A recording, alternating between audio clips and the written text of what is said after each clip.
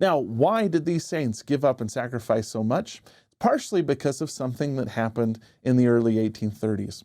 In section 37 of the Doctrine and Covenants, Joseph Smith was given a very simple, straightforward command. The Lord said to him, "A commandment I give unto this church, that it is expedient in me that they should assemble together at the Ohio."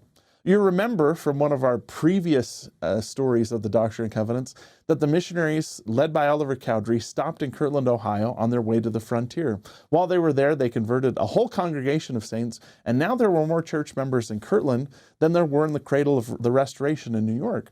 So the saints in New York were commanded to gather together at Kirtland, Ohio, to sell their goods, to give up their farms, to sometimes sacrifice their entire livelihood in order to meet together with the saints and to gather together in one central location.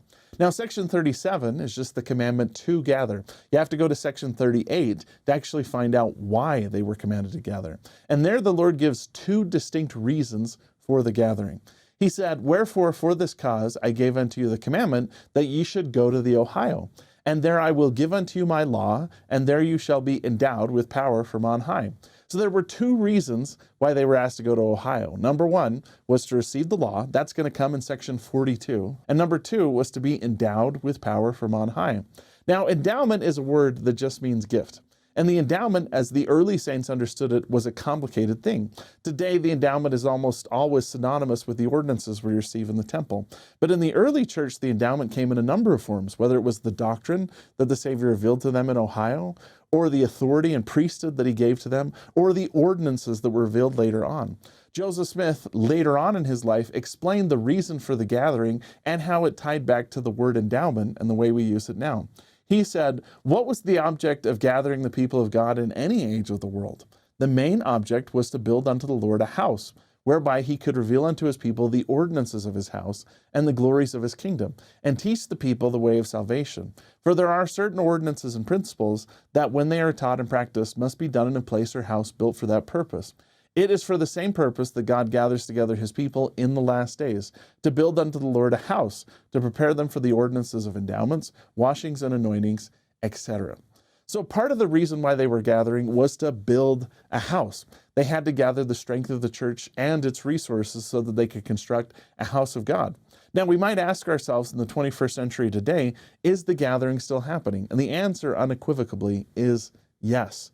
The Latter-day Saints still gather in a number of different ways. For instance, a later revelation given to Joseph Smith in 1838, section 115 of the Doctrine and Covenants, clarified that the Lord was asking the saints to gather to the stakes, whether it was a stake in Kirtland or a stake in Missouri, or later on stakes in Nauvoo, Winter Quarters, or Salt Lake City. The stakes were intended to be a place of protection. The Lord said, "Arise and shine forth, that thy light may be a standard for the nations, and that the gathering together upon the land of Zion and upon her stakes may be for a defense, and for a refuge from the storm, and from wrath when it shall be poured out without mixture upon the earth." Starting in the early 20th century, the leaders of the church asked the saints to not gather to church headquarters any longer, but to stay in the countries where they initially accepted the gospel and build up the church there. And today, the Church of Jesus Christ of Latter-day Saints is found in dozens of different nations, and communities of saints exist around hundreds of different temples. These temples, these houses that have been built, are now the places where the Latter-day gathering happens. President Spencer W. Kimball explained this change. He said, "In the early days of the church, we used to preach for the people to come to Utah as the gathering process, largely because that was the only place in the whole world where there was a temple. Now it's no longer necessary that we bring all the people to Salt Lake, and the gathering is still taking place. Korea is the gathering place for the Koreans, Australia for the Australians, Brazil for the Brazilians, and England for the English." So is the gathering still happening? Absolutely. Is the gathering physical or spiritual? Yes. We gather spiritually when we accept Jesus Christ in our hearts and we follow his commandments. We gather physically when we go to the temple and when we go to the chapels to receive the ordinances and make the covenants that Jesus Christ has asked us to make to maintain a special relationship with him.